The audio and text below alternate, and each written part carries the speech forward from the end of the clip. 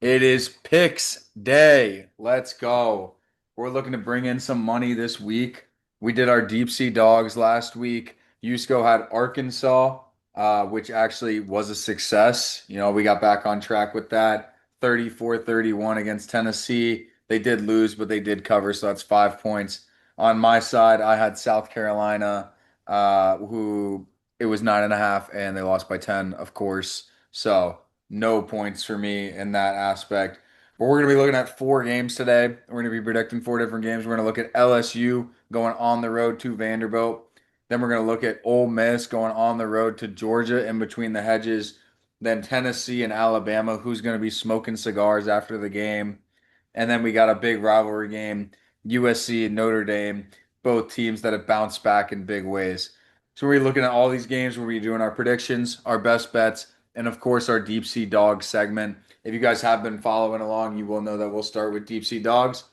So with that being said, let's get right into it. Yusko, why don't Yes, you go ahead and talk sir. me through your deep sea dog? Yes, sir. All right. So Arkansas was a mini success. They had no business covering in that game. They were down by two scores late in it. Somehow put together a few points to get me 5 points. So I guess we're all right.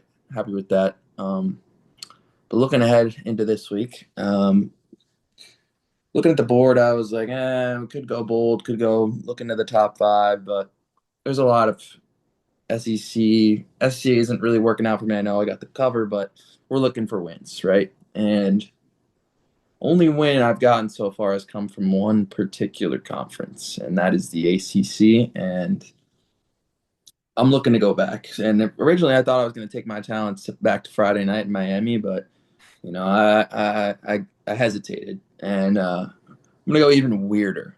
I'm going to go in a direction I normally don't go in a game that I'll probably won't even watch a snap of, but I just like the vibes. And I'm going to take the Syracuse Orange to upset the Pitt Panthers in the most random football game I've ever even said in my entire life. Um, I just like this spot for Syracuse, who took down Clemson earlier in the year. And Pitt is coming off a win against Florida State, and somehow they're now favored by two scores. I don't know how that's possible. I don't think Vegas even knows what's going on in the Atlantic Coast Conference. So I guess we're just going to take our gamble there. Hopefully, we get some points for the deep sea dog standings. But I guess we'll go Syracuse at home at night plus a million. But that's all I got for this week. I don't see a lot of big upsets this week that are like worth watching. So Yeah. that's what all I'll say, and hopefully they can put something together because the ACC seems like it's my bread and butter. And yeah, I don't know what you have. Maybe you have something better for the people. Yeah, you just informed me that that game is happening. I had no idea that that game. Yeah, only people in Syracuse, New York, and Pittsburgh, Pennsylvania know that game's happening. What is the spread of that game? Good question. I think it's like 8.5. I think I gandered at it for maybe 25, 30 seconds and was like, yeah, it's gonna be my deep sea dog. Because it was kind of a struggle this week trying to put my finger on it. And I landed on this one just because I figured I'd go back to the ACC. And now I see it, it's Pittsburgh minus 8.5, minus 380 on the money line, 54.5 total points. I'm just gonna go with a weird feeling Yeah. in Syracuse. I think they're even. Okay, so here's, I guess, the rationale behind it. Pitt's 4-2, coming off a big win against Florida State. Big win. Florida State still hasn't got a conference win. And Syracuse beat Clemson a few weeks ago, but has had terrible performances since then. So, like, I feel like they're even, right? I think Pitt's, what did I just say? Yeah, Pitt's 2-1 in the conference, and then Syracuse is 1-2. So I think they come back together and that they both end up with the same conference record after this week. And that's my rationale. So I'm going to Syracuse. I think these teams are very similar. Hmm. And Syracuse has played some good opponents in some high quality games this year. Clemson and Tennessee start the year. So maybe they have what it takes. Yeah. So I don't So know. so I'll ask you this. So you point out a good point that they beat Clemson, Syracuse beat Clemson, and now Clemson's unranked, and then Pitt beat Florida State. Now Florida State's unranked. If you were to play Clemson against Florida State right now, who are you Oh, taking? Because good I feel like question. that's kind of how I would decide who I would pick in this game. Yeah, good question. On a neutral site. We'll go neutral site just so there's no home field, none of that stuff. So That's a fantastic question. Let's go. I mean, I'll still give the paper matchup advantage to Clemson. I think, Florida State was kind of overhyped after that Alabama win, and we've talked plenty about that game and what it did for the landscape of college football. But for that team to not have a conference win yet, like, bro, what? You played UVA, Pitt. Like, what are we doing here? Like, you got to get one. Um, so yeah, I mean, Clemson's also probably getting a lot of hate for getting so hyped up to start the year and then not living up to those standards early on. So I don't know. I'm buying Syracuse for whatever reason. We don't need to talk about it too much more. It makes no sense. But if you like it with me, take it. But stick around for some better investments later on. What do you got? yeah. So I would like Clemson in that situation too. So I agree with you on Syracuse. Um, yeah, so mine, I'm gonna take a page out of your book, throwing back to week one with the little appetizer, a little shrimp cocktail throwback. We're going back to the same conference, same similar situation. Friday night for the degenerate bettors out there or the lovers of the game of college football. If you are not out at a bar or something, you're on your couch watching a game, turn this one on. You've got the Louisville Cardinals going on the road to the number two team in the country, the Miami Hurricanes. Yep. Now, do I expect this to be a win for Louisville? Probably not. Do I think that they can keep it close enough to give himself a chance? That's what I'm betting on in terms of this game. So, if you're looking for something to watch, throw it on. If you're looking for something to sweat, something fun, maybe to make you some money, it's plus 350. I'm seeing Louisville plus 11 on the road at Miami. I don't think Miami's home environment is quite what some other places are. I think Miami has a very good team, but I take a lot less stock in them playing at home than some other teams. I also think Jeff Brom is a good coach. We saw him at Purdue live for a couple of years, had some great moments with him, took us to a Big Ten championship. Um, and I think he's done really good things at Louisville, so I think he can do things again. And if you were watching Purdue at that time, Jeff Brom was known for beating some big teams, some number ones, some number twos, like that.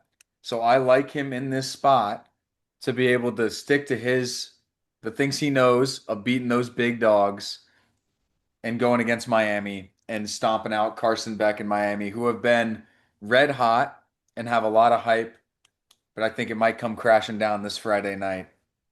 Wow. I love it. Speechless. I mean, you laid it out for us. Jeff Brom's known to be taking down the big dogs. I love that guy. Respect him for all he did for us Purdue Boilermakers. I was looking at that game too, and I was like, maybe that's a big game. Like that's I'm ESPN, and I'm sure a lot of people are going to tune in, and a lot of people are just going to be like, yeah, Miami's one of the best teams in the country, just like free win. Yeah.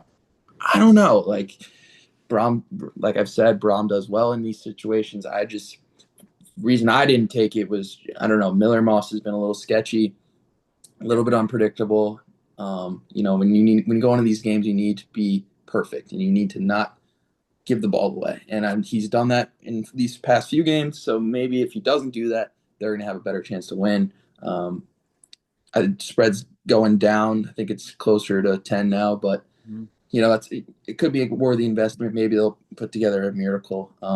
I do think Miami is probably one of those teams that loses a game that they're supposed to win here down the line. I don't know if they go undefeated.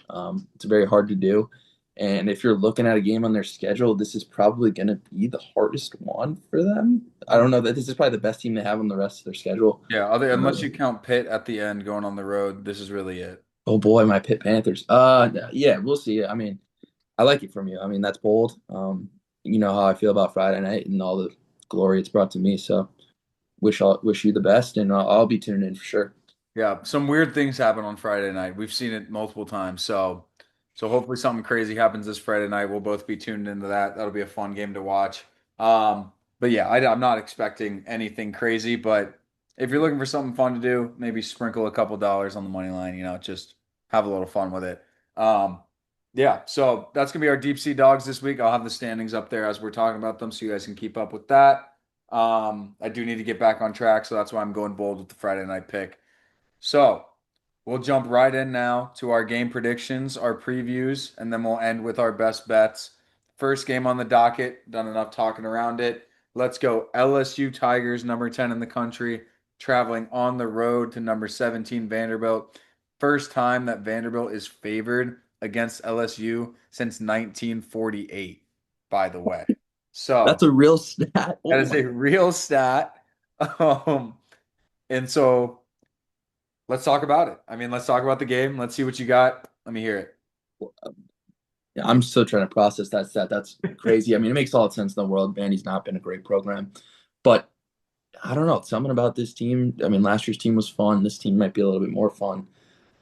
They're playing good ball. I think that they have a really good coaching staff over there. I know we talked about it previewing the Alabama game, but their offensive coordinator, I think his name's Tim Beck. I don't know. I forget what it was, but that's his.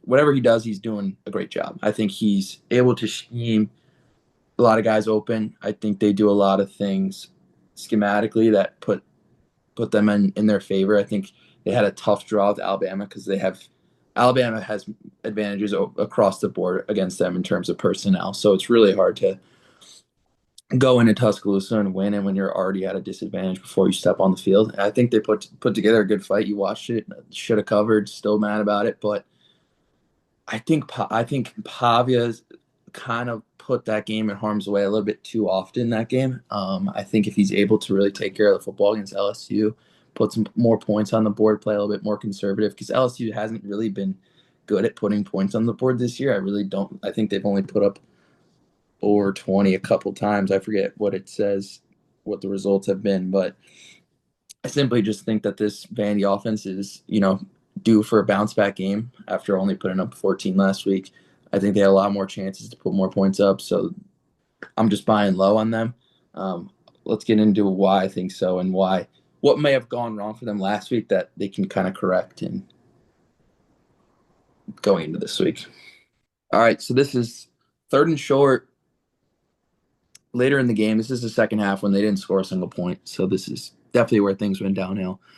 Right, third and short, you don't have the trenches advantage over Alabama, obviously, so you're trying to create as many holes for your offense as possible. They're going to send a guy in motion and have kind of a read option with the quarterback keep or just give it up the middle.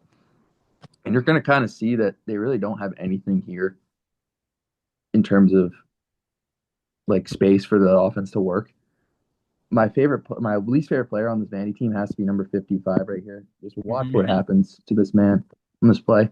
Just a nice little swim move, just blocking straight air on this play. So you really don't have much to go with here on in terms of the give read for Diego Pavia, right? If you give it to him, he's probably getting blown up. But his read key is this guy right here in the end, and he reads this play wrong, right? This is a give read. If he still has his eyes on you, the quarterback, and isn't fully committing to your running back, you're supposed to give it to the running back, and he gives it or he keeps this ball, and it's going to cause a huge negative play on third and short, and they're going to swallow him alive. And another play I want to show real quick. All right, and this is his pick in the red zone, which is later on in the game. This is even more important because, right, you need points here. Down 6, touchdown's great, but really just want to keep advancing the ball, putting pressure on the defense, right? So this is honestly really well blocked from the offensive line, and they're going to try and get a concept. It's kind of like, I don't know if you ever, on Madden, it's called inside cross. You kind of just have a drag and then a dig behind it. And then I'm sure something happens out here on a deep concept. But as this play progresses, our friend right here is going to be wide open in the kind of in over the ball, just gaining a positive play on 1st and 10. And Pavia is just not really going to give him the time of day. And to be fair, this guy is who he's reading, and he's kind of sitting in his zone where this dig behind him is going to fall back and should be open. But there's a player that ends up breaking on the ball, and this is going to be an interception when he easily had, 4 or 5 yards on first down just to get positive plays and put more pressure on a defense. And I think if he's able to, take what LSU's giving them, it's going to be a longer day for them, and they're going to able to score more points.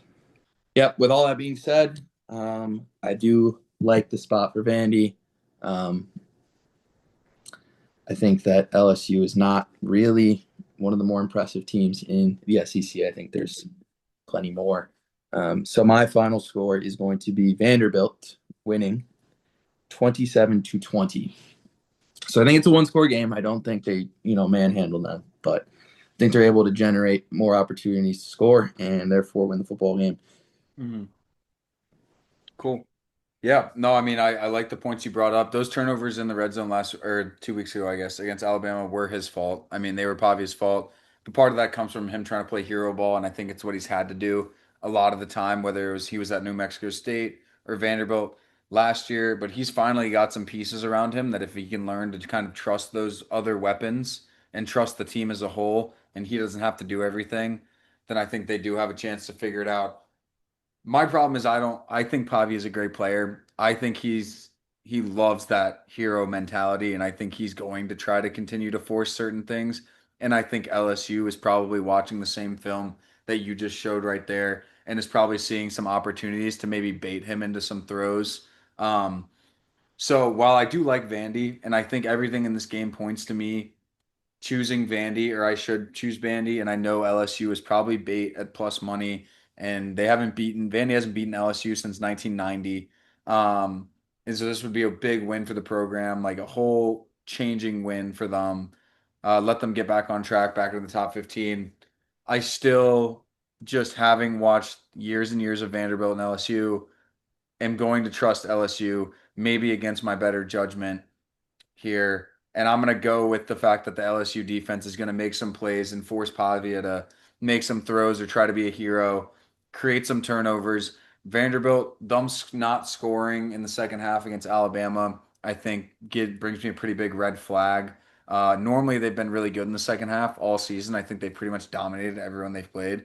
But that Alabama game, they got shut down. And so I think there's something you could find on film there from an LSU standpoint. And I think LSU, they're just waiting to kind of crack open. We've all been waiting for LSU to kind of, bust it open. So it's kind of a question of, do you believe that LSU is as good as they were hyped up to be and they just haven't shown it yet? Or do you think this is actually who LSU is and they're just a defensive team with a mediocre offense? I'm going to go with the first option, and I think that they're actually pretty good. So, with that being said, I am going to take LSU with the plus money. I'm going to take them to win 24-21. I think it's very close. I think maybe they either get a late touchdown or a late field goal. And again, I think this game could go either way. But in this spot, I am going to take LSU because it's what I've trusted for years. All right. Yeah, I mean, it's going to come down to whether Pavia can take care of the football, throwing an interception in every game but one. So, if we see it again, it might hurt him. I know he had a fumble too. So, just limiting the turnovers, limiting the negative plays is going to be the key to the game. Obviously, it's the key to most football games, but him in particular, because a lot of what they do relies on that, and especially against an LSU offense that hasn't really played a lot of good football and like high flying, high scoring. What I mean, but when you give a good team like LSU and a well coached team like LSU more possessions via turnovers, it's really hard to win. Yeah, I agree. So, and it'll be interesting to see Vandy's home field advantage if they kind of, I mean, they've been known for not for being pretty weak. I mean, I know Nick Saban said that thing in the past that caused them to then lose to Vanderbilt. But I mean, we'll see if Vandy's fans step it up because I mean, they're going to need them in this game, I think, especially. But if they show up, I mean, Vandy could really establish themselves as somebody that nobody in the SEC wants to play on a week in week basis. If they do happen to lose this game, unfortunately, for all the Vandy hype that's been given this year, I think everything's going to kind of start coming back down to earth for Vanderbilt. So I think this is a huge swing game for both these teams. LSU, you're kind of drifting out of the picture for playoffs, things like that. Vanderbilt, you're still waiting for that big stamp your name on the map kind of win. So it's going to be a really fun one to watch. I'm going to keep my eyes peeled. That one's a noon kickoff, I believe, so we'll get the day started with that, which is going to be pretty fun. Currently -1.5 Vanderbilt, and the over/under is 47.5. So we both have it leaning the under, and then you have Vanderbilt while I have LSU. There we go. We're differing, so that should Um, be a Good one. Hey, one of us will win. There we go. One of us will win. Last week we had all the same. We agreed on every single pick. And so it helped us sometimes and bit us in the butt. We're going to see how it works out this week. And with that being said, we'll jump right into the next matchup with a team that I know if you guys watched our top 10 power ranking video, you're going to know that we don't really think very highly of this team or not high on them. And it's going to be the number 5 Ole Miss Rebels going on the road to number 9 Georgia. The spread is currently sitting at -7.5, although on FanDuel, I think it's dropped down to 6.5. I do think that's a pretty big difference. That's the only reason I put it out. And then the over under is 57.5. So give me your thoughts. Yeah. We talked about it last episode a little bit with the overvaluation of Ole Miss. I think this team is not really worthy of a top five position in the AP poll. Yes, big win over LSU. We'll see how that loss or win looks after this week and see if LSU can take down Vandy, or maybe it was an impressive win. I could be totally wrong. But otherwise, they beat Kentucky on the road. Congrats. That's just not impressive at all, in my By opinion. seven. By seven. Like, what? Great song. What? And then last week they played Washington State and like barely won. Like, what are we doing? I watched that game back, and the Washington State offensive line was just dominating that line of scrimmage. Yes, the Washington State offensive line was dominating the line of scrimmage against an Ole Miss defense. How that happens, I have no idea. But now you have to play Georgia. You have to play a Georgia defensive line, like or offensive line. So like, well, I don't know. I don't know how I see Ole Miss really winning this one at all, to be honest with you. That spread is interesting. So Vegas probably has it closer to a one-score game. And I don't know. I don't know how I feel about that. I think that it's one of those games that where it might be a one-score game. Throughout the game, we've seen Georgia struggle in the first half, where they let teams keep it close, and then second half just looks like a whole different game. I think it could be one of those games where you know it's close in the third quarter, or a one-score game in the third quarter, right? And then we get into the fourth, and Kirby and Co ends up pushing it to two scores, like a 10, 13, 14. And, you're putting all the pressure on Chambliss and the Ole Miss team to get on the board. And I don't really see that happening. I think that this ends up being a two-score game. So my final is Georgia winning 31-21. I think they do end up covering that spread. I think that it's a really important win for Georgia, I know they won against Kentucky, but just get back in a rhythm in Athens and, try and propel themselves back up to the top, because this is a really good football team, and Ole Miss is astonishingly overrated, I think. So yeah, I mean, what do you think? Yeah, so I agree with you on that. I think we both very clearly showed that we agreed on that top 10 video. Yeah, I think you pointed out a great point. I mean, you look at Ole Miss's schedule, and yes, they beat Kentucky by a touchdown at Kentucky. Kentucky sucks. Then they beat Arkansas by 6 points, which at the time, with a new backup quarterback, looks really good. But we've seen what good teams, like really good teams, Notre Dame, can do to an Arkansas team. And they did not do that to that Arkansas team. And I think if we're talking about Notre Dame, I put Georgia in a similar tier as Notre Dame, maybe probably even above Notre Dame right now. So to ask them to go do that against that kind of team, I don't put LSU in that same tier with them. And then yeah, the Washington State game. I mean, that showed me all these showed me all I needed to see. Although it would be the most Lane Kiffin thing to come out and somehow figure out a way to win this game. It is literally the most normal thing that he would do. And they did beat Georgia last year. I think that plays a role in it as well. I don't think Georgia's going to let them beat them at their home place, and especially 2 years in a row. You just don't see that. So this is much more about picking the spread than picking the winner. I've got Georgia winning, and I'm agreeing with you here. I think it's going to be two scores, and I've got 38-24. So I think they put up a decent amount of score.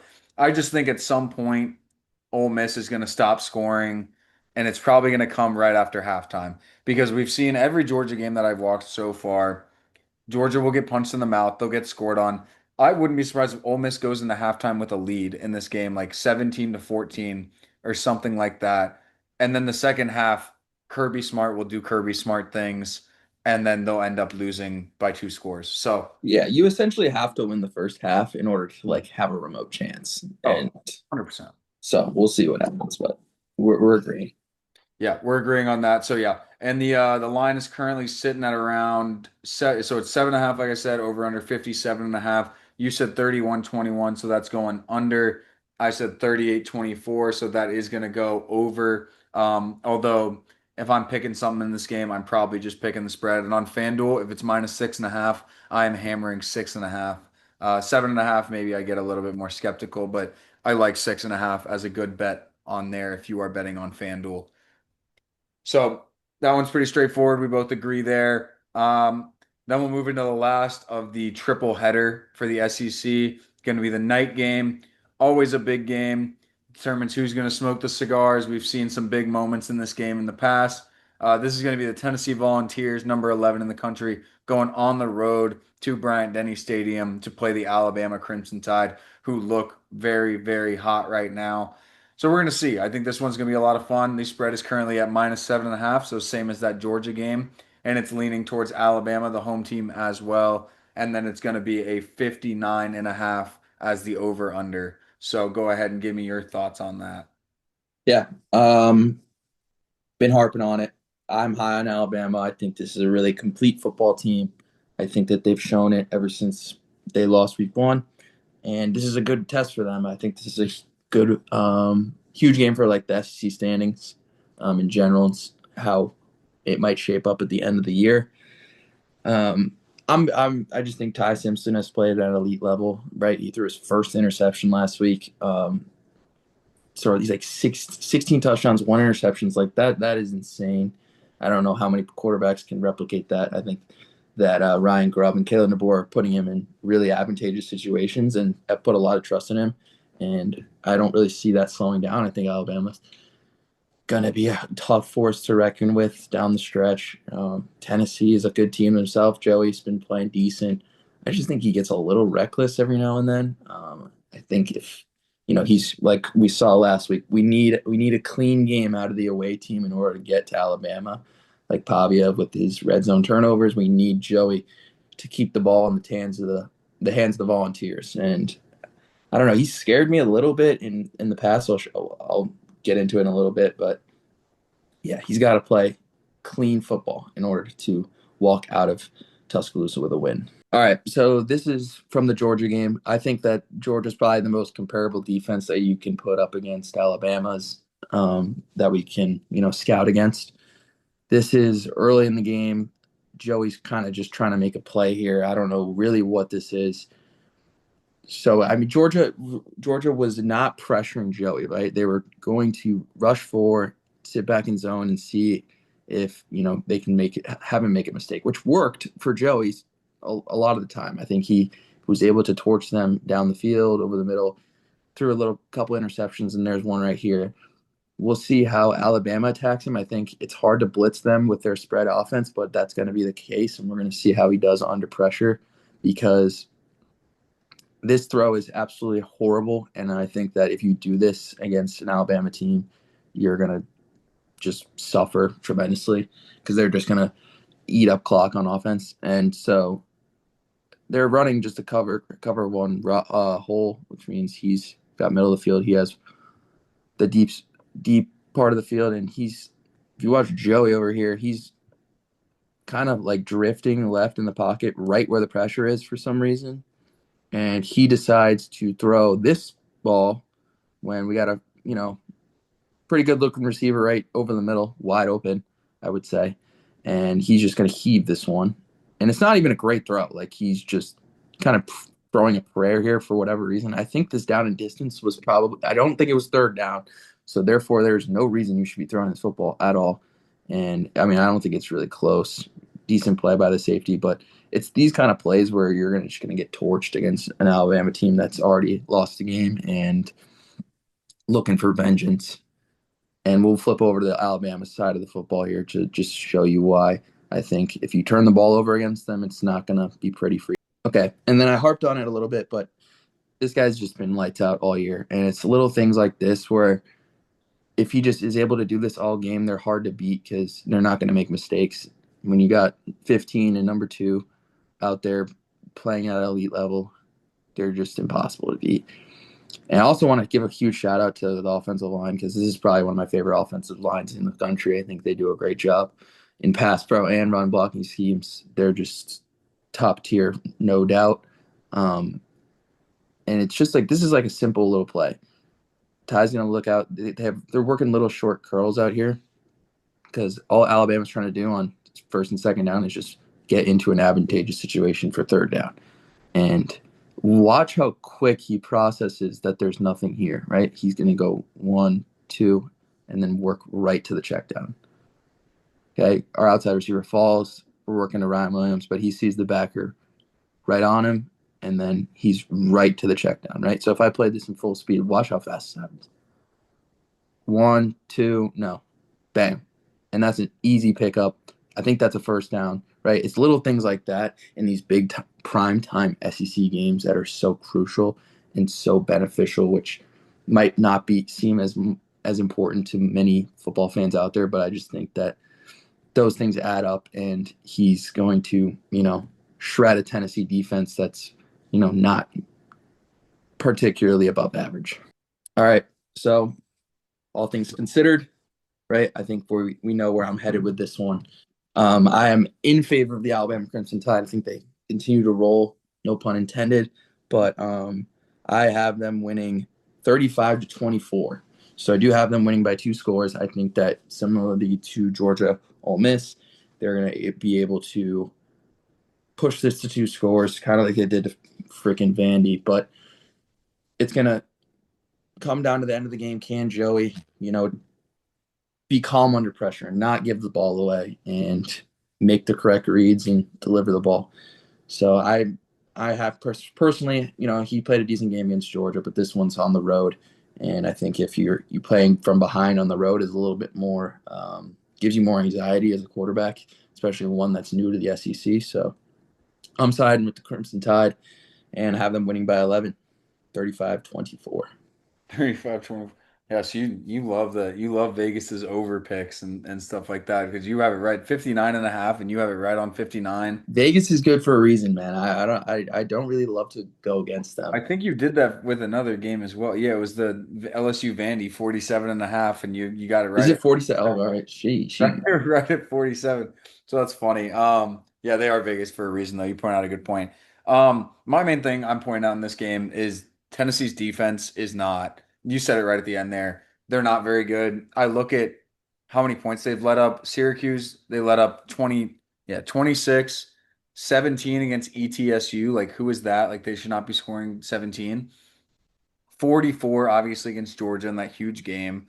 Then you go 24 against UAB, which I mean, yes, you won that game by 30, but you shouldn't allow 24 points to a UAB team that has like 1 or 2 wins this entire season.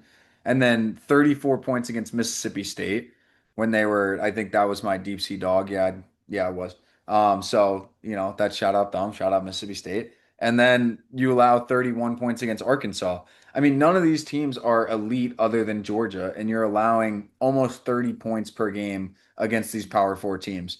So that's a reason why I'm taking Alabama in this game. I'm just going to go ahead and start with that because I am. I think it's just a matter of how much similar to Georgia Ole Miss. I think it depends on, what hoodie DeBoer wears. Apparently that there's this whole like black hoodie thing going around that I haven't seen. He's like 8-2 in his black hoodie, and then when he wears something else, he's like lost.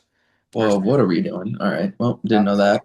I saw that going around recently. I think he's going to show up in the same hoodie, but he does like to keep games close. That's the only thing I'm going to give. And I think I talked to you about this before it started, is that he likes to keep games interesting. So, I mean, I look at, Wisconsin, they obviously blew him out, but Georgia, it was a 1-score game. Vanderbilt, if you watch that game, it was probably closer for a while than what the final score seemed like. They did get a backdoor cover at the end. So it pushed it to a 16-point game. And then Missouri, even last week, they should have had that Missouri game probably done and handled with by the time it got to the end. They were the better team on the day. They were showing it. They were playing better. But somehow Missouri still had the ball with about 40 seconds to go and were able to get a final drive in, even though it didn't work out. It's things like that that allow you to be susceptible to losing to teams that probably aren't better than you.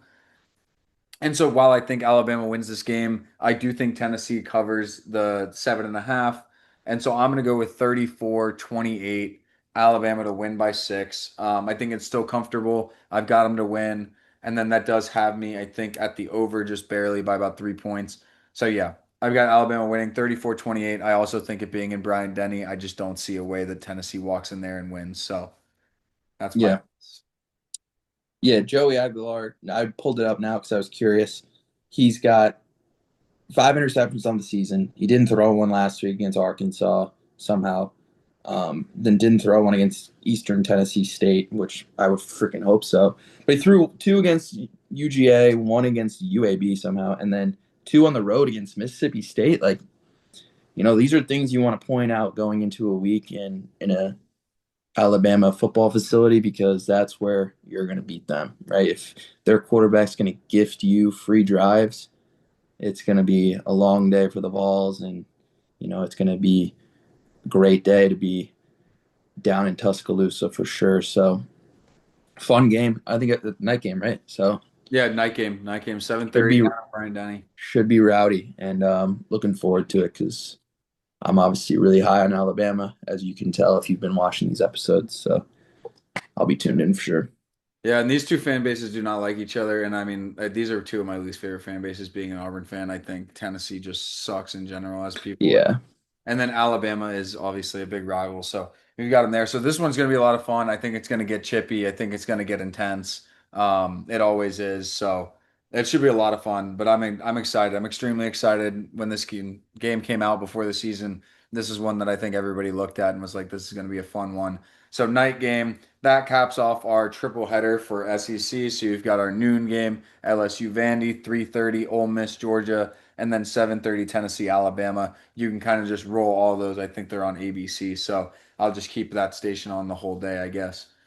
Then, final game that we're going to talk about, even though there are a good amount of games this week that are also good, but the last one I think that it has major relevance and importance right now is going to be a big rivalry game, and it's going to be USC and Notre Dame. USC, a team that just recently joined the Big Ten, versus Notre Dame, a team that got banned from the Big Ten. Fun little storyline about all that rivalry stuff in there. They've been playing for a long, long time. Only breaks they had was World War II and COVID. So this one should be fun. This one always gets chippy. I don't know if you remember the clip. I'll try to put it on here when I edit it, but the clip of the Notre Dame lineman punching the USC guy in the head while he's like laying on the ground last year, like full helmet on and everything. He just is like standing over him, just like punches him in the head, acts like he's like punching a ball out or something, I guess. But it's really funny last year. You should go check it out. I'll try to play it up on, like I said. But this one's always fun. This one's always a good game. And you've got two teams that are just now bouncing back. So both these teams seem pretty hot at the moment. What do you got? Yeah, this should be a good one too. Obviously, it's going to battle for a TV spot against Alabama and Tennessee night game in South Bend. But this is an interesting one because Lincoln Riley he's a fun coach to watch if you're a big fan of offensive football. And Notre Dame has been clicking on offense ever since really week one. They put up a lot of points on Texas A&M and Arkansas and good heavens Purdue. But we're not going to say that's impressive. Um, but I think this game's gonna be like fireworks. Like I think I have a huge final score in terms of the total. These are two fun offenses. I think Lincoln Riley is, one of the better offensive minds in all of football, and Notre Dame's got some guys. Jeremiah Love's probably going to be. I saw some today. He might be a top 5 NFL draft pick, I could which is see it. Maybe. crazy. I mean, he deserves it 100%. Really special talent, and not to mention they have another running back that's pretty good. We've talked about it in the past. Mhm. They also have a really good offensive line, which I'm about to get into. Probably a top unit in the nation. CJ Carr has been playing really well. So let's get into the details really quick before we go into the final score. Okay, yeah. So like I said, favorite thing about this team is blocking and offensive line and how they're able to just create ton of gaps and holes for their ball carriers to just work through. Another thing I want to mention that I'll point out later in this is how well their wide receivers block, which is a really underrated thing that people don't talk about. But since their wide receivers are such good athletes, they're able to just hold blocks against smaller corners and kind of dominate. This is against Texas A&M. This is their other running back I was talking about. Is Jadarian Price? Is that his name? I forget. Yeah, I think so. Yeah. Something like that. Yeah. Um, and so just watch how they're able to just block everybody here. So really, they're just running a zone concept, and they're just able to get a hat on a hat for everybody. So they're going to get a double here, and then watch how each of these blockers are going to work off of the double team to get the second level defenders, which is so huge when you're trying to break off huge runs and runs for 15, 20 plus. It generates a lot of success. Watch the center. Boom. He's there. 54 is already getting the tight end a little help, and then he's off to the second level. Right. And then here is what I'm talking about. We're engaged out here, and then we're engaged out here. So this leaves a one-on-one opportunity with the safety, which is literally all you can ask for in offense, right? Give your ball carrier a chance. He makes a good play. Just uses his speed against him in the open field. That wide receiver just fucking pancake, I man. mean, watch this. Yeah, that's what you love to see from your wideout. I mean, He's that DB is just fully out of the play, and then Faison, our dual sport athlete, is just going to body this man. He's going to have no chance to make a play on the ball. Just completely moves him out of the play, essentially off the field. And this is a walk-in touchdown. I know the other A&M players kind of get back in the play, but he doesn't really get touched. Now, obviously, you get the one-on-one safety, but nobody else lays a finger on him. mhm. Everyone that was responsible, everybody was responsible for on offense, and I don't know how you ask for something better in terms of a run game, and especially against probably a lesser strength of defense in USC. I think they've shown that on film and throughout their games this year. So yeah, like I said, I have this game being fireworks. I don't know how we see any really defensive success. We've got two struggling defenses and two surging offenses. So my final score is obviously I have Notre Dame winning this one. I think that just overall they're just too much to handle for a USC defense that's struggled a little bit. And I have them winning 45-35. I have this game going over a whopping 80 points. Wow. I do have Notre Dame covering by half a point. I think that's in terms of the spread. I think that's a little like people were going to look at this and be like, it's a lot of points, and I think yes, obviously that is a lot of points. But I really think that a lot of these teams are going to get into, you know, good positions late in these games, and they're going to look to extend the lead to two scores to kind of cement the game away. And I think Notre Dame's going to be able to do that. Hopefully, Mayava and Co played well last week, but we've seen this happen before, where they played well going into the Illinois game, and they were not really the beneficiaries of that outcome in Champaign. Obviously, they bounced back, beat Michigan last week, but I don't know. I think this is a sell high kind of moment for them. I big on Notre Dame. I think they've lost their last football game. I've said it before. They're essentially playing for their season. So I'm going siding with Marcus Freeman and really this stellar offensive line that I can't get enough of. So Yeah, yeah. So I mean, some great points there. I mean, yeah, that play you showed, you can't get better than that. I think Notre Dame does that on very, very often in a lot of their plays, just blocking schemes, everything like that. Um, yeah, this one I went back and forth on, I think, for a while because this is a weird game. I mean, obviously it's a rivalry game, and I think everybody kind of agrees with you right now that it's this game opened at -7.5, and within like a day it moved to -9.5. So everybody was laying money on that -7.5 for Notre Dame. I think people liked them to go and win. I think if Notre Dame didn't have two losses, I might take USC. Like I might, for some reason, just take them to win in a weird rivalry game, a big shootout, something like that. Because we've been waiting for this USC team, right, for a while. Like we've been waiting for Lincoln Riley to really show up on the scene. Like he went to USC, and we all thought that USC was going to be this big powerhouse when he went there. Huge contract. It didn't really work out for a couple years, and now he's kind of got it on track, it seems, to where this is the USC team I expected. Not an insane defense, but their offense can get moving at points when it needs to. So for me, you've got a very similar team to Michigan, and that bodes well for USC because they played Michigan really well, surprisingly well, in my opinion. I actually thought Michigan was going to win that game. I thought it'd be close, but I thought they were going to win. And USC just handled business. I mean, 31-13. You can't ask for anything better against a Michigan team that likes to be physical, that likes to run the ball, probably doesn't have the same amount of talent all around the board that this Notre Dame team has. So that's why I think it's going to be a little different. You're also going on the road to South Bend, and it is a night game as well. And those people are going to show out. They always do. So I'm gonna take Notre Dame in this game, but I agree with you. I think this is going to be a high flying game. Like I think that this is going to be I love the over 60 and a half. I'll just say it now. I love the over. I think there's going to be points scored. I think USC's offense is too good for Notre Dame to be able to stop. And Notre Dame defense looks a little bit weaker this year than what we've seen. But if you're Notre Dame and you win this game, I mean, this has massive playoff implications because your two losses, especially if Texas A&M keeps rolling, are to two top like six. I don't want to say those two numbers, so I'm just going to avoid it. Six to eight ranked teams in the country. And so you've lost by a combined 4 points.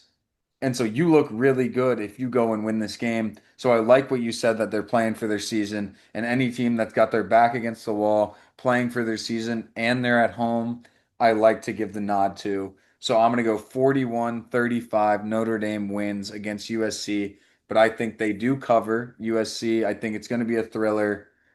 I just see this being a really good game, and I'm excited to watch it. So that's what I got. But over is probably my best bet on that game. Yeah, over. I'm fireworks. I'm.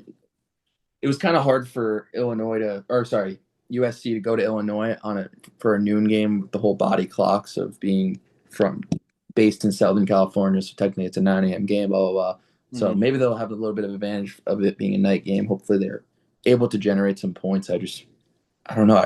I think this is we've harped on it. You just said it. Team that's playing for their season is someone I want to ride with, and in terms of the spread, you can go where you want with it. I think it's just easy to tell. Well, with a lot of these games, it's more about picking the spread. I'm really confident in the terms of the winners of Georgia, Alabama, Notre Dame. I think that I mean if you watch the last video, you know that I have them as top 10 teams in the country. I think that they're going to win a lot of football games and hopefully be talking about them in December. So a lot of big spreads. Go with your gut. Maybe you listen to some of our intel, but should be another fun weekend. Yeah, should be a great weekend, and I like all the slates. I like what you've got at noon. I like what you've got at 3:30. I mean, you've got something to watch in every single window, so it's going to be a lot of fun. And I think that one's going to be a lot more fun than maybe people think. People might be sidetracked by Tennessee, Alabama, but make sure you tune in every once in a while to USC Notre Dame because that game is also going to be really good.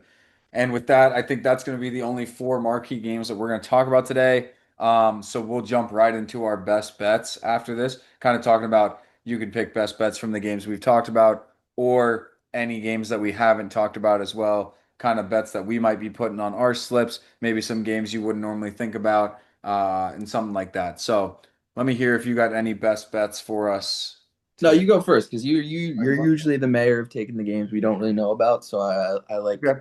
I like you leading them off. Okay. All right. Well, then I can do that. And I'm going to lead us off with one that if you watched our top 10 video, you know I like this team. I'm going to take the Georgia Tech Yellow Jackets to win. They're going to Duke. I don't believe in Duke ever since that Illinois game when they just absolutely sucked. And I think they were also at home and they lost 45-19. I don't believe in Duke. I know a lot of people do for some reason, but I've never seen the hype. They don't really have. They've played NC State, Syracuse, Cal. Yes, they've won those three games, but I don't really care that they've won any of those games. Give me the Georgia Tech Yellow Jackets. I think that Clemson win means a lot more than anything Duke has done this season. And I love Haynes King. So give me Haynes King. That's going to be plus 120. And then give me, like I said, that USC over. I like that. And then I'm riding with Clemson 3 weeks straight. I've been 2 for 2. I'm gonna ride with them again, try to go 3 for 3, -5.5 at home against SMU. If they were on the road, I probably wouldn't take this, but at home, 5.5. I still think they're underrated Clemson.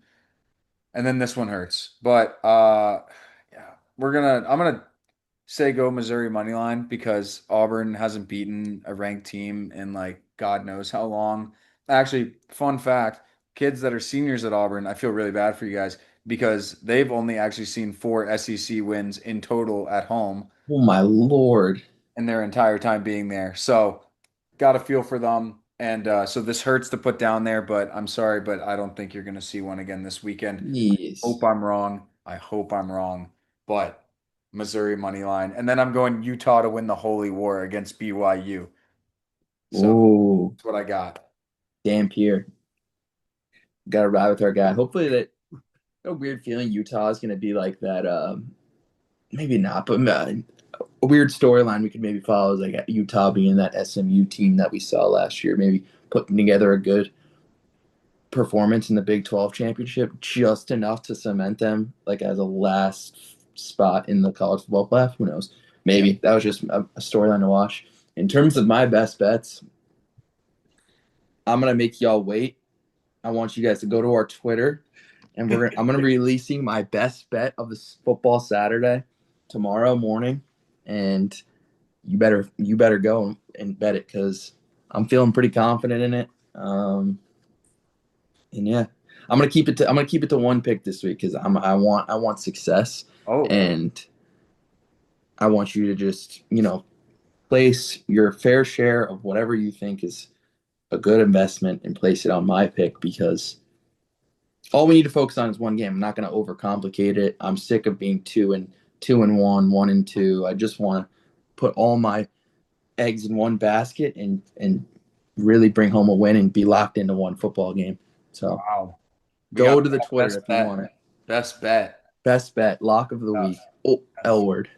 So I But like that. I like that. I mean, I'm excited to see. I don't even know what you got cooking over there, so we'll have to check in early in the morning tomorrow before these games kick off for that. yep. Yeah, I think it's going to be a fun slate. You got a lot of weird games going on around here. I am excited. I've mentioned it a couple of times. So that 8 p.m. Holy War, that game will end later than all the other ones. So if Tennessee, Alabama finishes and USC, Notre Dame, make sure you flip over there to see if the Mormons can stay undefeated against Utah.